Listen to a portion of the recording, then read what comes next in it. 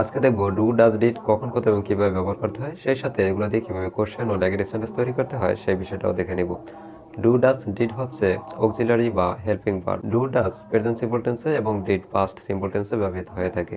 Do বসে I, you, we, দে এর সাথে। ফর এক্সাম্পল, আমি আমার বাড়ির কাজ করি, আই ডু মাই হোমওয়ার্ক। তুমি তোমার কাজ ভালো করো, you do your job well. আমরা অঙ্ক করি, উই ডু সাম। তারা প্রতিদিন সকালে ব্যায়াম করে, they do exercise every morning. Does বসে হি, সি, ইট সিঙ্গুলার বা একবচনের ক্ষেত্রে। ফর এক্সাম্পল, সে তার কাজ মনোযোগ দিয়ে করে, he does his work carefully. সে প্রতিদিন যোগ ব্যায়াম করে, she does yoga everyday.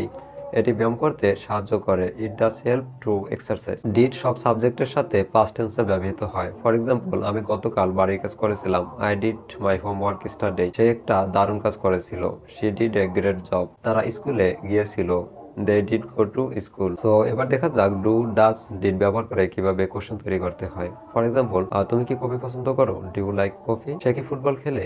Does he play football? তারা কি ঢাকা গিয়েছিল? Did they go to Dhaka? So এবার দেখা যাক ডু ডাজ ডিড দিয়ে কিভাবে নেগেটিভ সেন্টেন্স তৈরি করতে হয়। ফর এক্সাম্পল, আমি চা পছন্দ করি না, আই ডোন্ট লাইক টি। সে মাংস খায় না, শি ডাজন্ট ইট মিট। তারা আমাকে ডাকেনি, দে ডিডন্ট কল মি।